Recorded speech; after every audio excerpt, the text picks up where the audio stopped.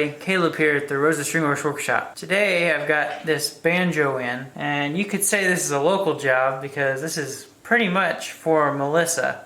I'm pretty sure this is for her husband. She's getting it kind of restored for him. It needs a little bit of work. I'm going to put it on the bench and show you what I'm doing. So this banjo needs quite a little bit of work. You can see back here there's quite a few of these little claws missing here and quite a few along this edge. We go up, some of the inlay is missing and some of the inlay is actually starting to flake up. But first I'm starting on the claws. So what I've actually done is I've taken one out. Here's one straight out of the banjo. I've actually made out of some other wire basically some replacements. This is the one that Jerry made first, but I've gone through and I've made quite a few more. If you can tell the difference in these, the ones I've made are a little shinier because I cleaned them up on the lathe with some sandpaper before I bent them. So what we're going to do here is we're going to thread the bottom of these and cut these off so they'll basically match these pretty perfectly. You're going to have a hard time telling the difference. So I'm going to clean this one up with some sandpaper and then I'm going to start threading the ends of these so they'll fit on the banjo. Well, in case you didn't know that nothing goes easy around here,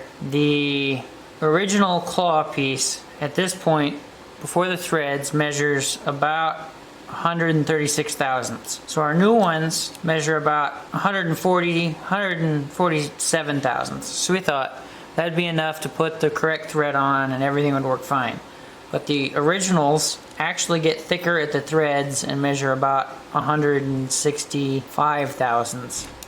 So they're thicker here than those were, which means the nut like this, which will fit on the original just fine, just slides up the ones we made. So that's not gonna work. Well, we solved one problem and ran into another. So my original hooks that I made, the thread wouldn't fit to go on with the original nut pieces, but we don't have any more originals, so what we did find was quite a few replacements and the thread would fit on there, so we did decide to go with the ones that I've already made. The only thing I had to do to them is add a little bit of a hook on the inside with the round file. That's going to make these fit really well on there. The problem we've run into now is we've actually run out of the nut pieces. So we solved one problem. We have all the hooks we need. We just ran out of the nut pieces. So now we got to find someplace to get more. Solve one problem, create another. So you can see I've started on the inlay on this banjo. I used a hole punch to make the dot that was missing here, and there was a little kind of a diamond missing, broken off this piece of inlay, you can see.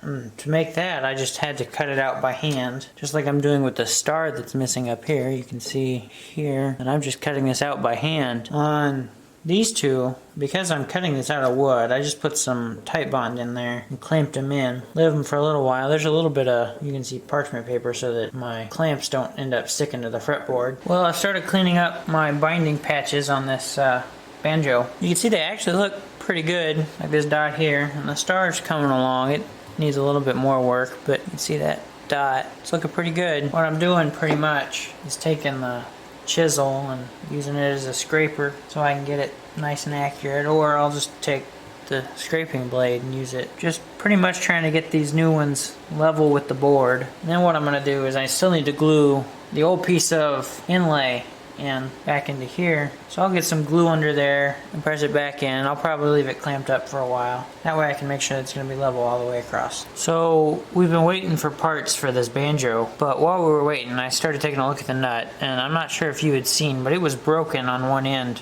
where the top was broken off. So Jerry said let's just replace it, and that turned out to be a really good idea because as I started to try to get it out, it just crumbled into pieces. I actually started with these pliers and I grabbed a hold of it and it just crumbled. You can see it's just a wood nut, and it probably with age has become brittle and just crumbled apart. So I've got a new antler nut that we're going to be using, and I've got it close to size. It's the right thickness, so it goes in the slot.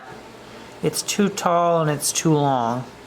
The long part's going to be easy. I've already got it marked. I'm just going to take it to the sander and take off all the way up to my mark. I think it's going to look really good, especially with this bound neck, it's just going to continue it. And actually this really didn't take me very long because this piece I have was a saddle for another guitar that didn't fit very well, so I had it kind of lying around. You can see here's the corners. I just cut the ends off and it was almost the right thickness, so I just took a little bit of sanding. Now it's fitting real well in there and nothing's going to waste. I'm going to go ahead and knock the sides off, get it to fit real well lengthwise so you won't even feel it, and then I might take a look at bringing the height down a little bit. While I was working up here in the nut, I noticed this veneer piece is lifting quite a bit. So I took the X-Acto and I'm kind of cleaning out any crud that's in there, old glue or dirt. So I'm going to try to put some glue in there and get this clamped up, stick it back down. I went ahead and took this peg out. I'm not sure if it's lifted all the way to there, but if it is, I don't really want to glue that peg down. So, well, I just got the banjo unclamped and it stuck down that veneer really well. And on the topic of the banjo, the parts came in, so now we've got hooks all the way around, except for one where the tailpiece is going to be. And we're going to do something a little different on that one. So we're finally making some progress on this banjo. So Jerry came over and took a look at the neck on this banjo, and he pointed out that a couple of these frets have kind of started to de-seat. They're kind of coming out, so they're a little bit taller. You can really see it when you put a straight edge on it, and it rocks this way too. So what I'm going to do is I'm going to try to just tap them back in there, just like putting frets in. Hit it with a hammer a few times. So I'm going to see where I can get with that.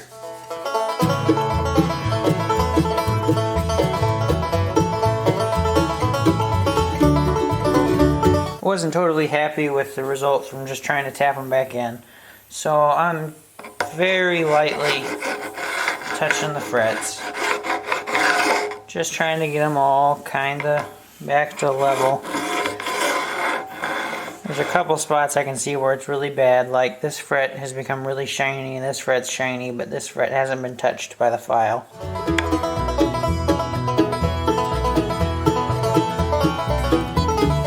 Let's see how that looks with a straight edge. I was pretty happy with my filing, so now I'm going through and crowning them up. The other night I woke up from a dream. This dream to me so real it seemed. And in this dream I came upon a man who left no footprints in the sand.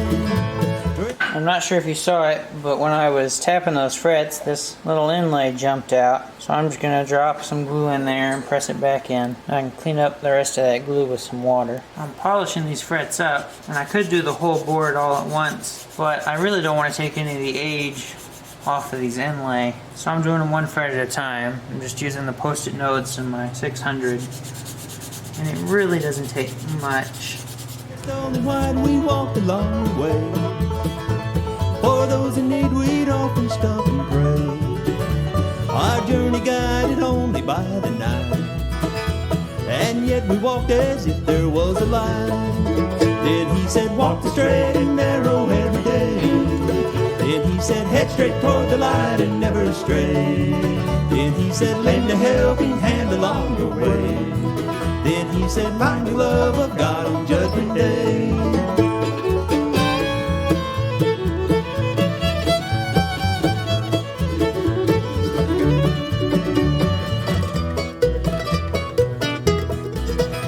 Well, I just threw some boiled linseed oil on the board, and I'm real happy with the way it's starting to look. Frets definitely look a whole lot cleaner and definitely rounder as well. I think we're just about ready to start talking about strings. Well, I've got a bridge for this banjo, and it's probably a little tall, but it'll help me figure out how tall once I get some strings on it.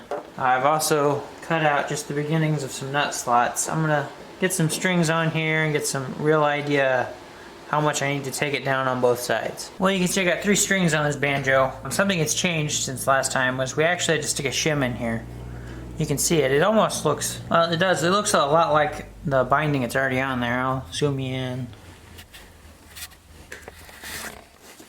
You can see it's the maple, same maple that went in for the new inlay that we had to replace. But this brought the neck back. The action was so high, there was no way we were taking that much off the bridge, so we shimmed it to the point in which it should be playable. I think I'm still gonna have to take a little bit off the bridge, but I'm getting a lot closer now. So I'm gonna keep going, get all the strings on it, maybe start taking a little bit off the bridge, and then bring you back to see where I am. Well, I've got all the banjo strings on there, and they're all close to tune. They're not quite to pitch, but it'll be close enough for me to check the height down here at the 12th. So that string's a little higher. We're at like 115. But I worry a little bit about the bass string.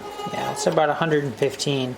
The high string's only at about 90. So the treble string is only about 10 thousandths high at the 12th fret, and the bass string is about 15 thousandths high, and so is the highest G string, the 5th string. So I'm going to take the bridge off and get it marked up as to where I need to take off. Well, there are my lines. If you can see it, you see the, okay, focus. There you can see there's a little white line in my pencil marks so that I know where to stop. It's not much, it's just going to be a touch on the sander. I'm just going to take it over to the sander and knock off just the bottom, and then it should sit right where it needs to. Well, I got the bridge sanded down. The action's pretty good. It can be a little higher on the banjo than the guitar because these strings are a lot smaller. Something I didn't mention was before I sanded down the bridge, I did find where the bridge needed to be to keep it intonated properly. So I got that all set up. So it's intonated, it's had a good setup with the action height. It's in tune now. And it sounds pretty good, especially for as old as it is. We did a lot for this old banjo, considering we made some of these pieces, some of these hooks, and had to find nuts for them. Some of them we ordered and they don't all match, but on a banjo this old I think we're doing pretty good. If you remember, I replaced 2 full inlay and the 1 piece. I replaced the star, this dot, and the little diamond piece on this one, and then all of them were loose, so I had to glue them all back in. I made a new nut for the banjo. We glued down the veneer, and I think overall it's a fairly nice banjo now.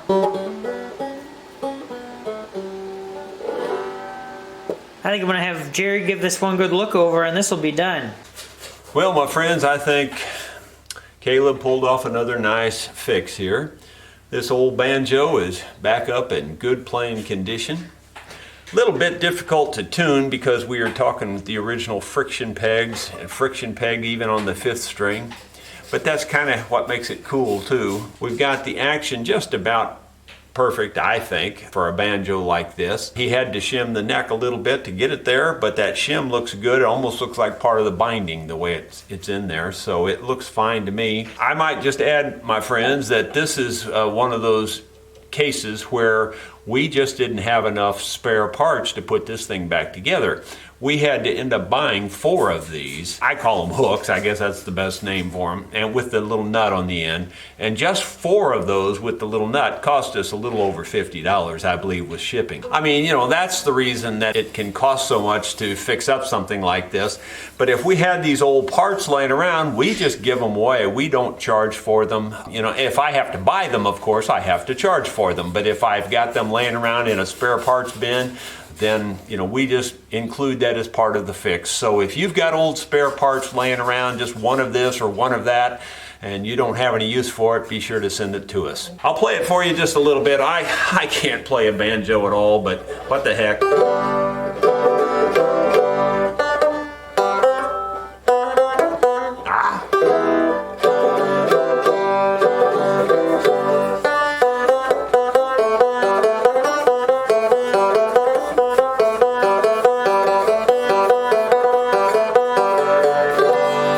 That's about all I can get out of it. But at least you can hear what it sounds like. It's got a nice sound. Got a pretty cool look to it. I don't know if you got to see the label in there or not, but there it is. And I'll bring it up close so you can take a look at the label in there. Just a pretty cool old banjo altogether. One last look at the peg head. I just want to say thank you for watching this. As I said, I think Caleb did a nice job on this, and this ought to last a long time now. And it's mostly going to be a wall hanger, I imagine, but hey, what the heck, it's neat to look at. Thank you for watching. If you haven't yet subscribed, please do that now. Give us a thumbs up as well. Thank you. Well, my friends, we've got the 1929 Supertone banjo all ready to go, and Paul, Melissa's husband, is the owner of that particular banjo, and Paul's here to play it for you. So I'm going to get out of this chair, let him have the chair, and he'll pick you a tune on this thing.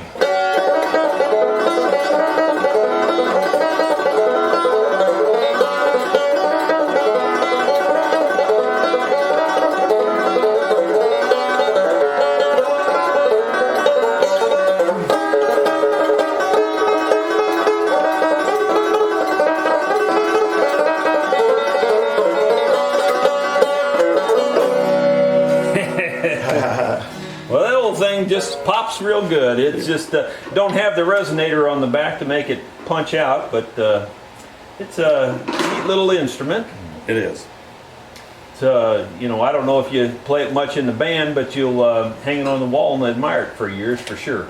Absolutely, yeah. It's just an old instrument. I like to restore them. It's just, Yeah. I like that. It's got the real calf skin head on it there. You can tell that's not plastic, and that's real calf skin. Right. Pretty cool. Beautiful job, Jerry. Thank you. Well, hope you enjoyed that. Thank you all for watching.